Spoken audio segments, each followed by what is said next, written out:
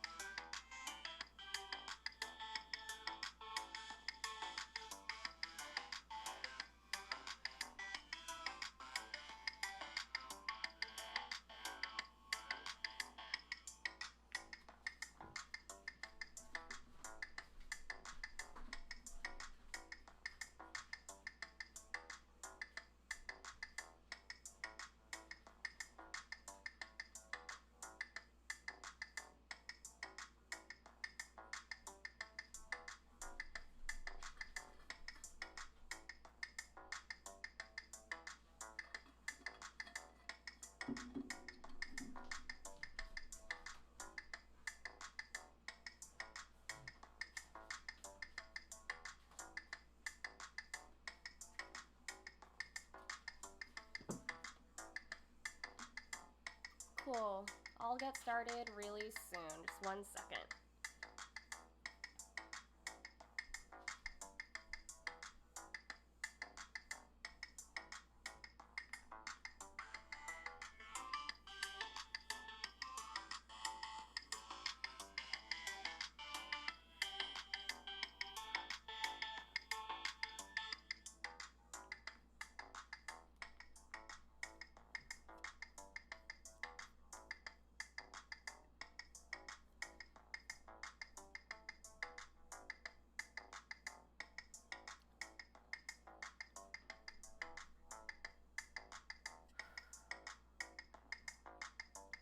Okay, friends, lower this down a little bit.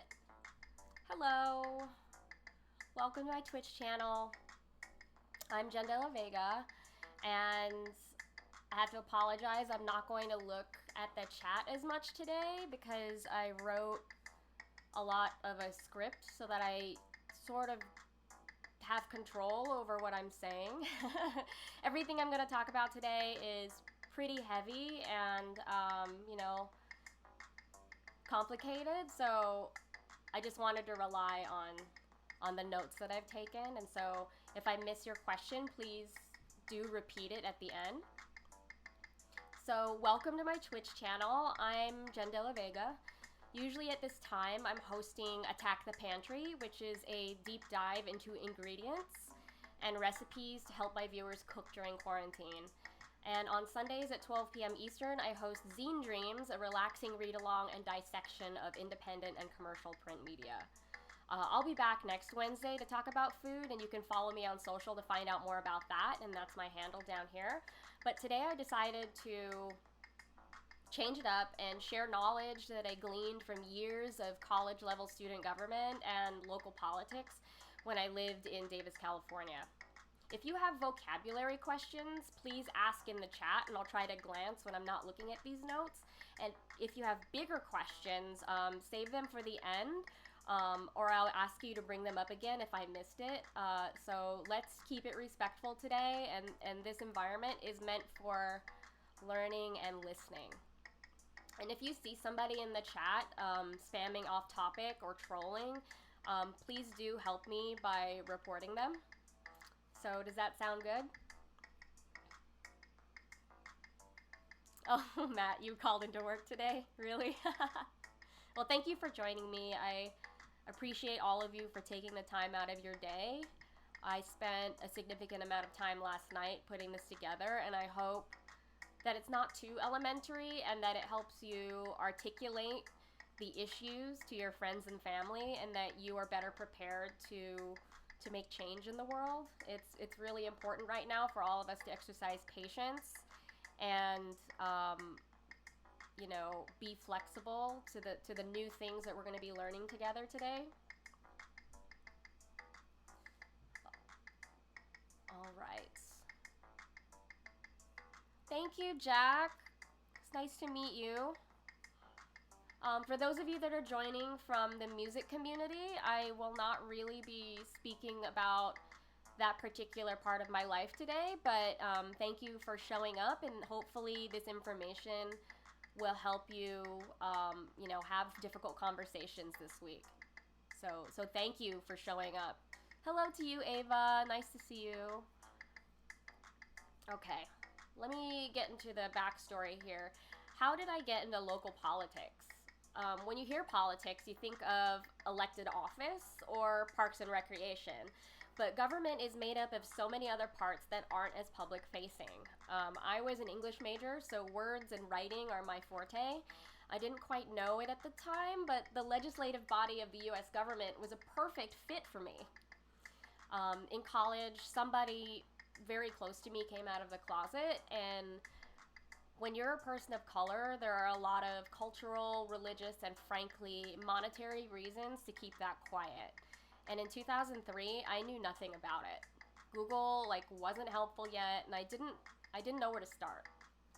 And so the year before that, the Associated Students of UC Davis, that's the student government, they started their first Gender and Sexuality Commission. It's a legislative and programmatic entity in charge of reviewing relevant legislation that went through the Senate floor, and they organized community events whose scope included sexual health, sexual assault, LGBTQIA education, and more. By the way, happy Pride Month, everyone. June is Pride Month, just so you know.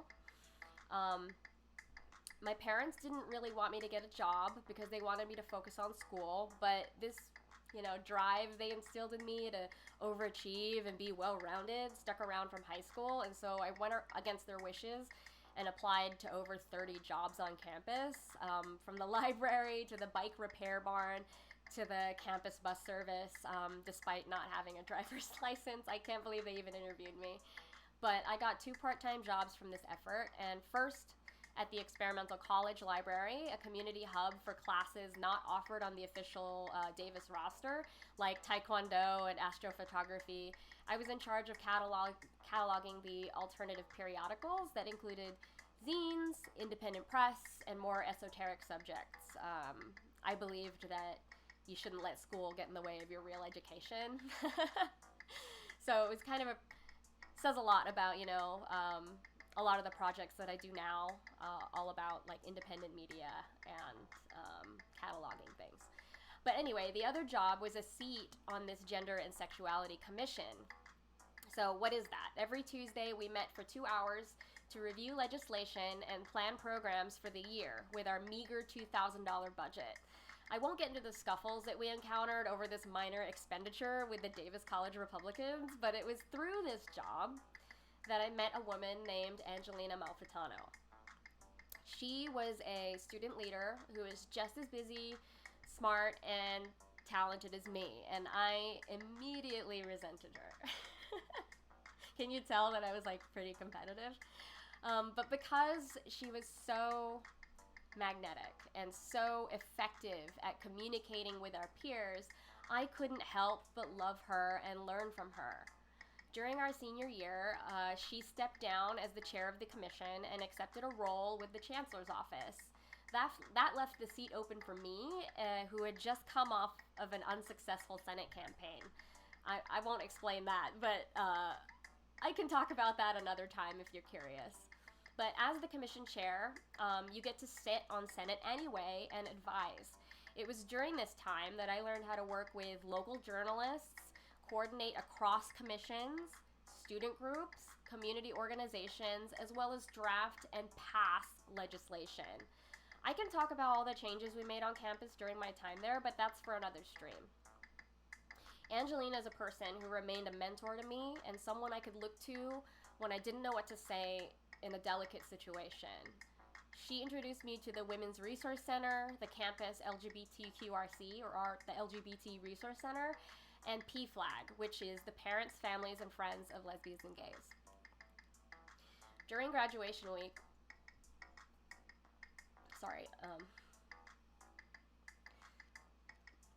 okay, this is hard. Okay. During graduation week, I was nominated for a Student Leadership Award, and there was this empty chair where Angelina was supposed to sit. I texted her before the award ceremony and called afterward, and I left a voicemail. And, you know, it's graduation week, you're running all over campus, and I was closing up projects with all of the organizations I was part of. And I happened to be at my final radio station staff meeting, and my manager, Steven, came over to me and asked if I'd like to smoke a cigarette, and which is sort of normal at the time. I used to smoke. I don't anymore. But when we got outside, he told me that Angelina died that morning in a car accident on the way back to school. And so my first reaction was, why not me? Why her? She had so much more potential than me. Sorry. So, there's a point to this story. I grieved for a very, very long time. But I realized that, you know, I wanted to make her proud. So I took all of her teachable moments, all of them, and wove them through the rest of my life. From as easy as learning how to reply all on an email when you're working on a project, to acknowledging the next steps you should take on a project, and to meeting people halfway. So this is sort of where I get the philosophy of how I communicate with people, and I hope that it's helpful for you in having these difficult conversations this week. Excuse me. Let me take a drink of water. Okay. Still a lot of material to get through. So one of the biggest tactics she taught me is what she called step up, step down. And when you're speaking to a community, you can say your piece. That is your First Amendment right. But remember that dialogue is a two-way street. You can step up and say as much as you want, as loud as you want, but you also need to remember to step down, listen, hold space for others, and process together. Holding space sounds like a really stupid phrase, but it means that you are leaving room and possibility for growth, for faith, for learning, and for connection. You may not line up with someone right away, but knowing where they stand is a start. And one conversation isn't the end of it either. And so, for those of you who are struggling to talk to your parents about what's going on, there are going to be some points that seem like they're never going to move on from. So, in that moment, you should let go and understand where they're coming from, even if it's currently wrong to you. But think about it like waves upon a shore. with some repeated effort, you might wear them down. And this brings me to a project I want to show you. So this is the Letters for Black Lives project. When Black Lives Matter first emerged in 2016, a group of Asian Americans crowdsourced an intergenerational letter that was later translated into many languages so that people could send them to their families. It went on to be translated to like all sorts of languages outside of the Asian diaspora, and it started a dialogue, and it was pretty effective.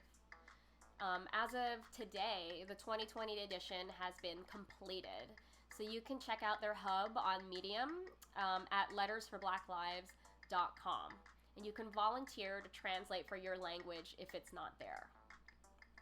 I hope this is helpful for you.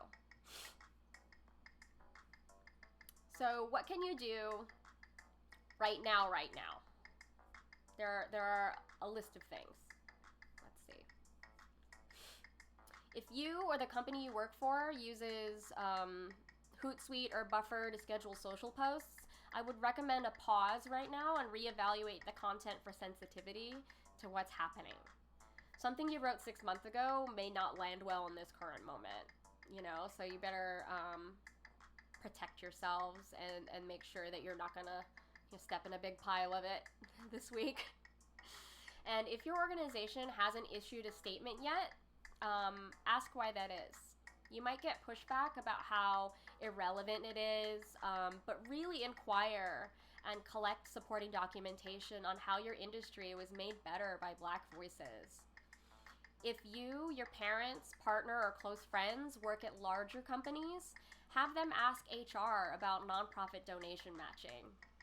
Lots of companies like Google and Facebook have initiatives where they will match employee donations. And if your workplace does not have donation matching, you should ask.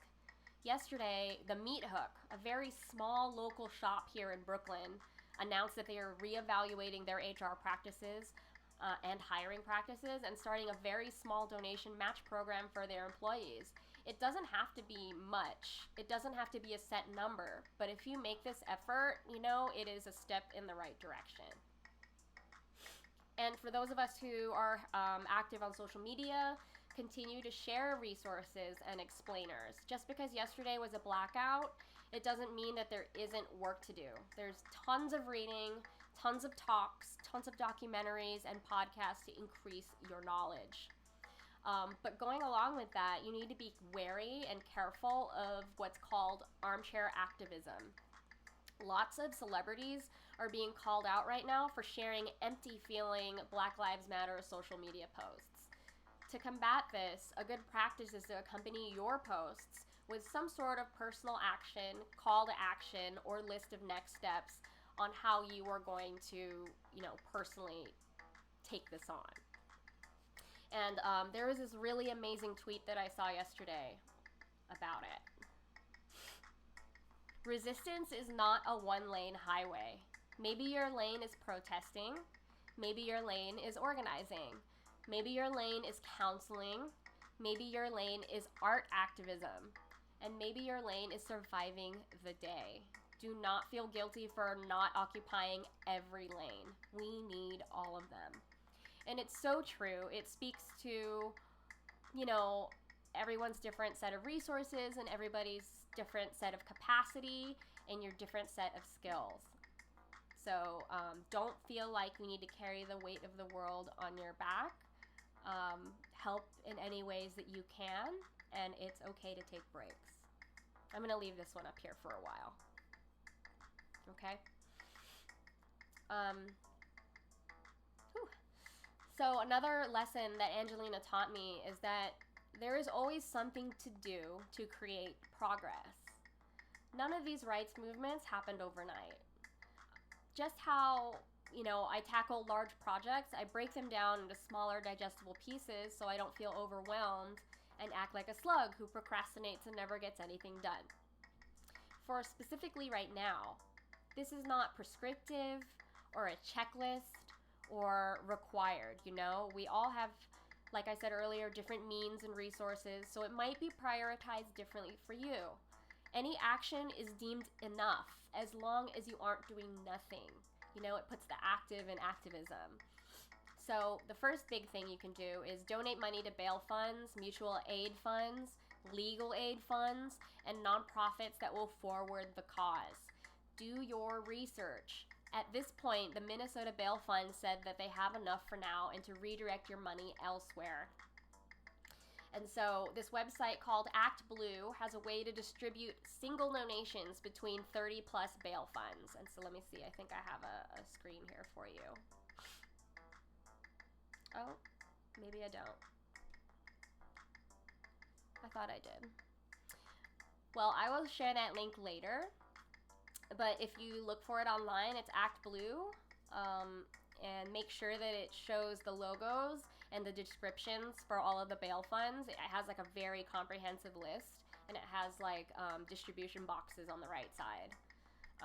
So verify that that link is right before you donate money. Another way that you can support and amplify is to amplify Black voices. Whatever it is you do for work, seek out and support people in your industry.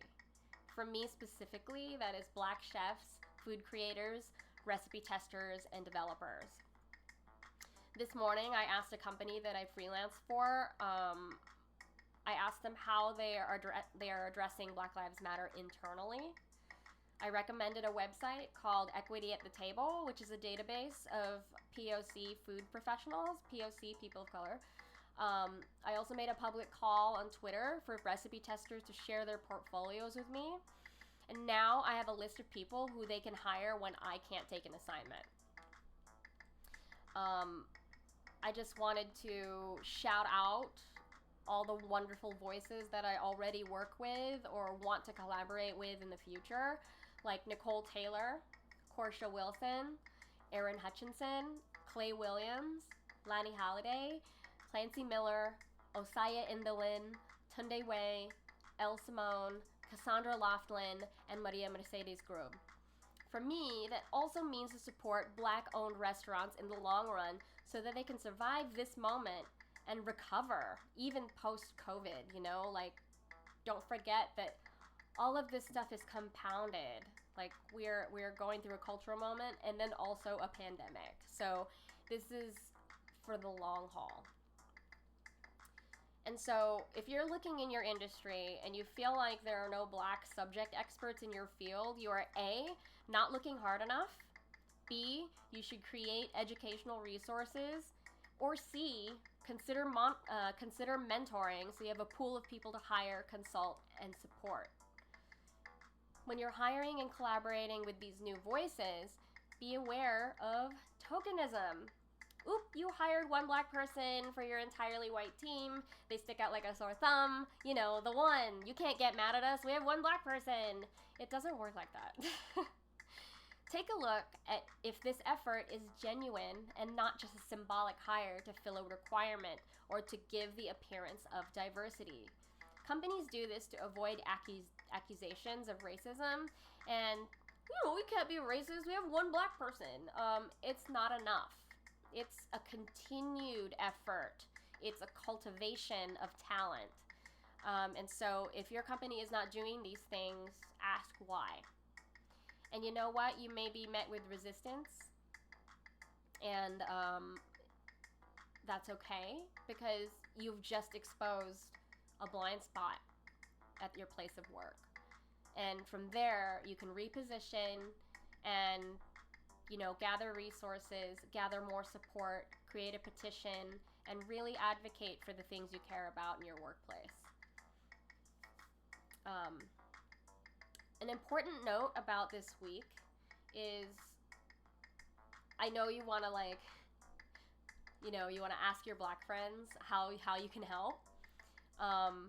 You can check in on how they're doing, but they're going to roll their eyes at you and tell you how tired they are of answering this question. Lizzo said on Instagram yesterday, you have a Google. So, you know, take that initiative upon yourself to read up and find the ways to further your knowledge without burdening your friends who are going through so much right now. And that brings me to a really, really big takeaway this week.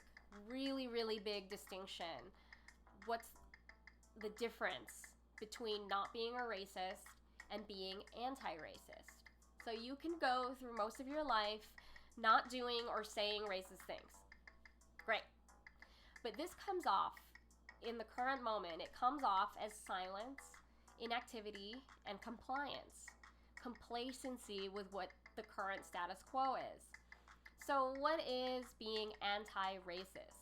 It implies more of an active role against racism. It's not simply enough to exist and not offend, you know? It takes more work, more progress to recognize and take steps to dismantle the systemic or built-in inequalities that are inherently racist.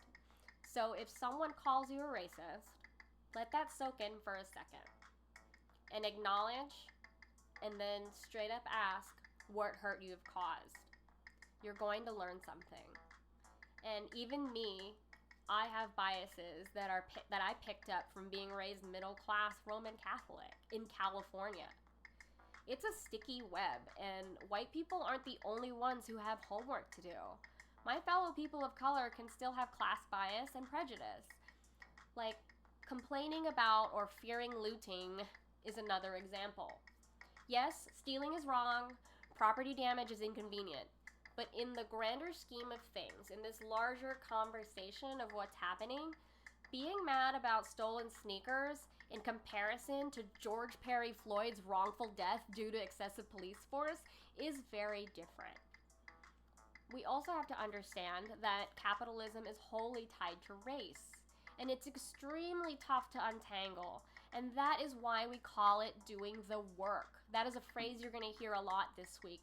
Doing the work. You need to do the work. And that work is the untangling, the, really pulling out the threads of like, why do these people want to loot?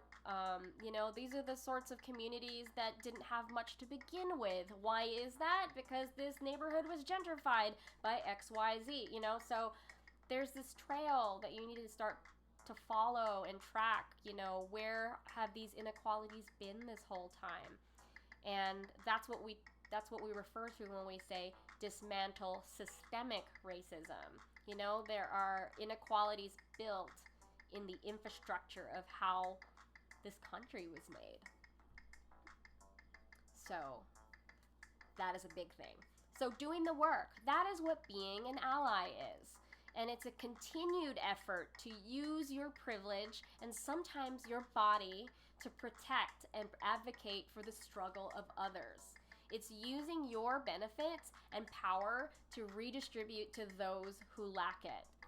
So that brings me to another website that's really helpful. This is from guidetoallyship.com.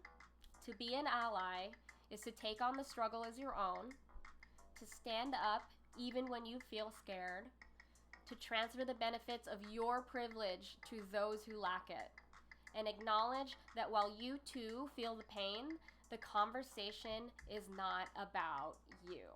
You are going to encounter people, that are going to resent you for a moment because they recognize the power you have. So, it's just remember this. It's not singularly about you.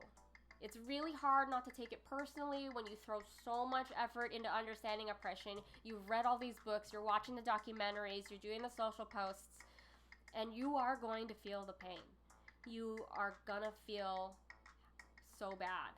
But, take a breath, be patient, and hone in why you're doing all of this. You may be told to back off or shut up, and at that point, it really is best to listen. Tell people that you are listening and then actually shut up and stop following up with more tweets. So you can read more about being an ally on guidetoallyship.com. That's ALLYSHIP.com. You can be an ally to the Black community. You can be an ally to the Asian American community. You can be an ally to the LGBT community. So There are all sorts of ways that you can be an ally. And so this is just the beginning, you know? I don't have all the answers, and being an ally isn't finite or perfect. So the key here is to just keep in mind and always center yourself on strengthening and building your relationships with the Black community.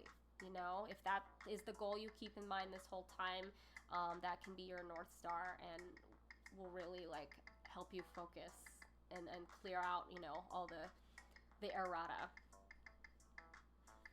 So I just want to check in on the chat here and say hello. Hi Jess, hi Lucius, thank you for joining.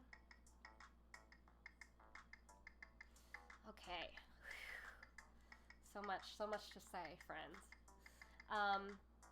So June is Pride Month, and in New York City, this is vastly different on account of all of the protests that are happening. And it's a perfect time to learn about intersectionality. How many of you know this word already? Intersectionality is a framework that considers a person's unique social and political identity that might bring about unique kinds of discrimination. This is intended to illuminate the dynamics that have often been overlooked by white feminist theory. So it's why it's doubly important to listen to POC stories, people of color stories. We don't know about and can't prepare for these new kinds of inequality if we never hear about them. So, for example, just speaking from my perspective, I am an able-bodied, cis Philippine American woman. My younger brother was treated vastly different from me, given more freedoms and opportunities because I was thought simply not capable or worthy of certain skills. Not smart enough to be an engineer, not tall enough to be a model, not white enough, not Filipino enough to fit in. So you can see how that can create a deep-seated anxiety and drive to succeed from a young age, you know? So that word, Philippines, like Latinx, is a gender-neutral term, for being part of the Philippine diaspora. A diaspora is a dispersal of people from their homeland. So, also in the Spanish language, Tagalog assigns gender to nouns. So Filipino, Filipina. The X in Philippines includes more non-gender conforming identities, so I prefer to use it. So we can fight for racial equality, but we also have to remember that there are all kinds of Black experiences that make up the whole culture, from gender to disability to being mixed and growing up with different religions. Open your mind to these possibilities and experiences, and you might start to understand the fear and the anger that is bubbling up so hard right now. And so you may be thinking to yourself, where do I start? And, you know, what is my place in all of this? So I found this set of questions from an Instagram account by Jez Chung. I'm going to show it to you right now. Oops. Uh-oh. Okay, here you go. You can see here, these are, if you want to reflect. First, in what ways does my proximity to whiteness afford me privileges that aren't extended to Black and brown people? In what ways have I been conditioned to believe in the superiority of whiteness? In what ways have I engaged in rhetoric that promotes othering or stereotyping of Black people? What can I do better to educate myself on the historical context of race in the country and community I exist in?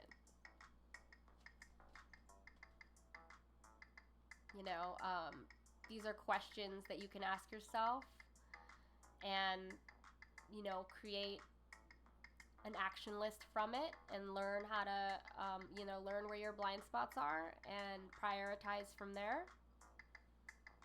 So for me, in what ways does my proximity to whiteness afford me privileges that aren't extended to Black and brown people?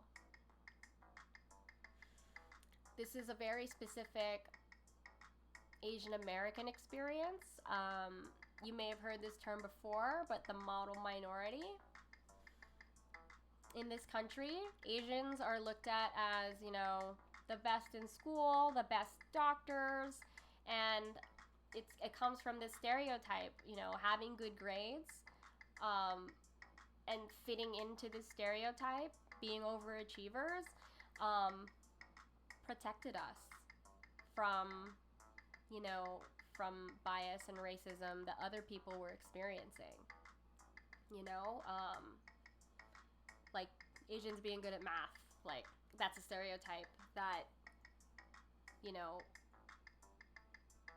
that not other cultures and races get, like that's racist. And I grew up mostly in a white high school, and having white friends was physically protecting me. I was like less than 5 feet tall, so I clung to those friends and didn't really explore outside of that. So I could have widened my view and perspective a lot earlier in life if I had just reached out, Yes. So there is also, you'll notice this in a lot of Asian movies, that Asian American men and women, they glorify hip hop, or they benefit from hip hop culture. They buy the clothes, they listen to the music, they say the slang, but when it comes to defending the Black community, they remain silent. So I'd like to, plead for my friends who have remained silent to at least start thinking about, how have you skated by when your Black friends have gotten in trouble? Have you come to the defense of your friends when someone has said some racist stuff?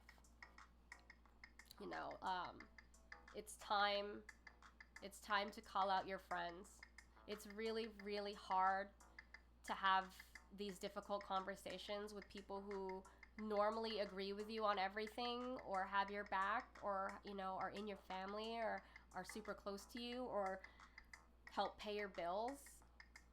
But this week is a crucial moment to have these conversations, so that, as a society, we can move on and move forward and be better. And it's tough. Like, I haven't been sleeping much. I woke up with my heart beating out of my chest because I was just so overwhelmed by all the information and how many people I want to be helping right now. And so I'm not able to go to any of the protests, but this is at least something, this stream is at least something that I can do. And I hope that, you take away from it. Does anyone in the chat have any questions about the vocabulary so far?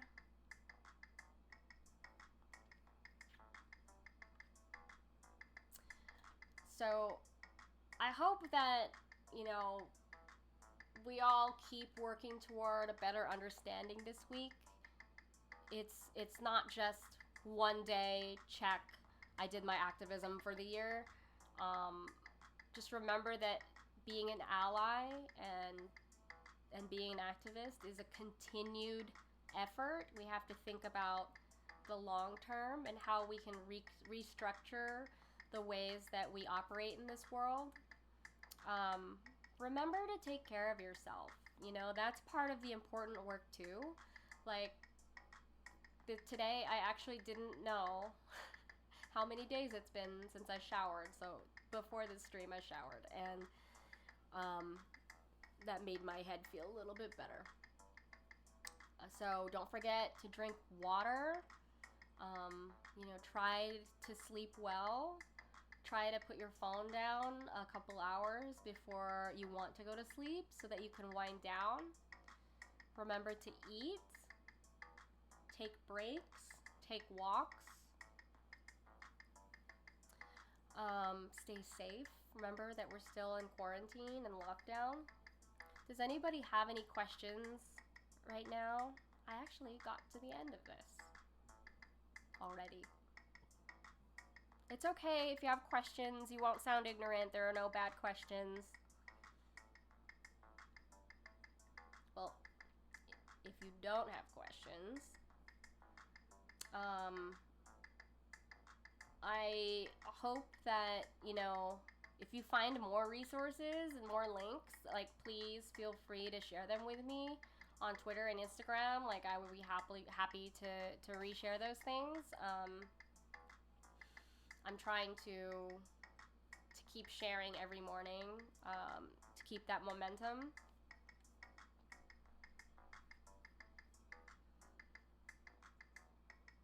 How do we change the proxy? Sorry, I don't know what you mean by that.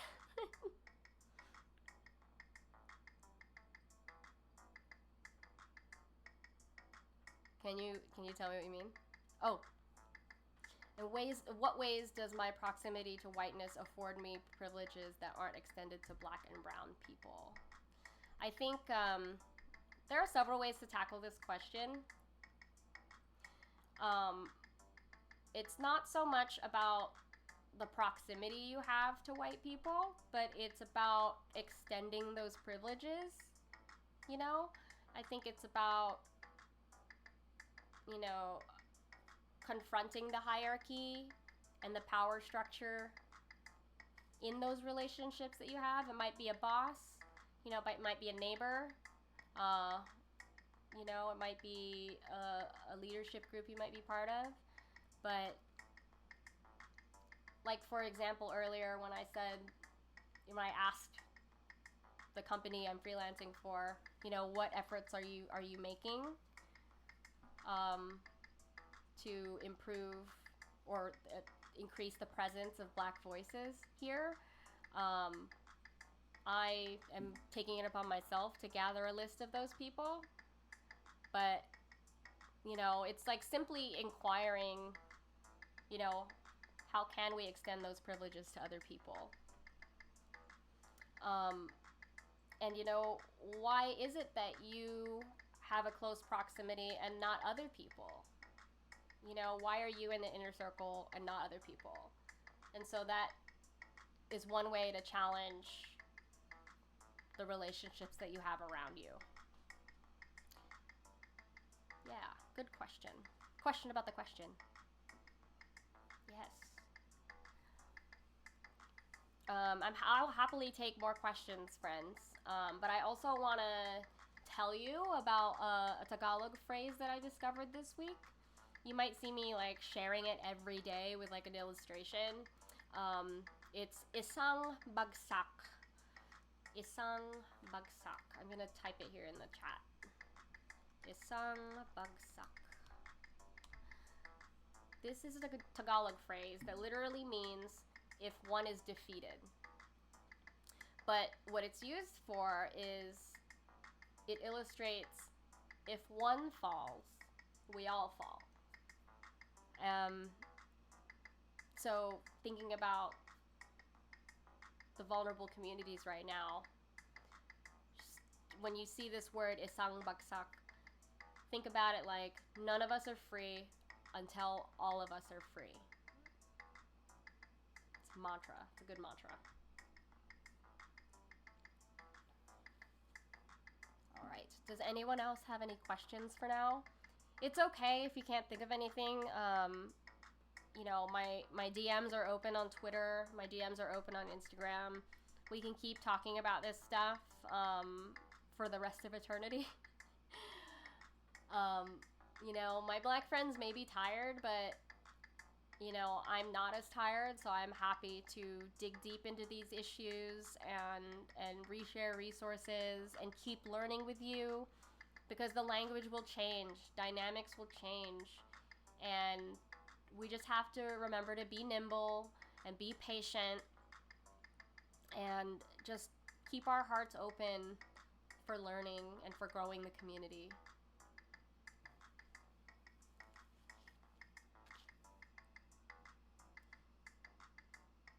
Cool. So I hope that was helpful. Like, I hope that, you know, it wasn't too 101 for you. Yeah. So if you see any great guides, I'm not really, I might share some graphics, I might retweet some graphics, but I more would rather amplify guides, databases of Black creatives, um, protest resources. Like there's Nourish NYC that is coordinating snacks and water and first aid kits for all of the big protests. Just be safe out there. You know, I want all of you to get through this. Cool. So we can continue this conversation on Twitter. My handle is Randwiches. Most of you know that already, but I'm just going to throw it up here for anyone that's watching later. I also wanted to highlight my shirt. My shirt is my visualist friend from Philly, Energon. His Twitter handle is storm_blooper on Twitter. You might see me tweeting at him today. Chris Depew. He's a wonderful, wonderful Black live visualist in the chip community. Cool. So my friends, I'd love to keep talking to you on Twitter about any questions you might have. And yeah, just stay strong. I really like you for hanging out with me. But for now, I think I'm going to take a break and treat myself to a pizza and tip really big. So thank you for watching and listening to me. If you have any cooking questions for next week, please do tweet me. I need some inspiration and subjects to discuss next week. So thank you. I hope you all stay strong, and please hit me up if you have any questions, okay? Have a safe and hopefully calm Wednesday night for all of you.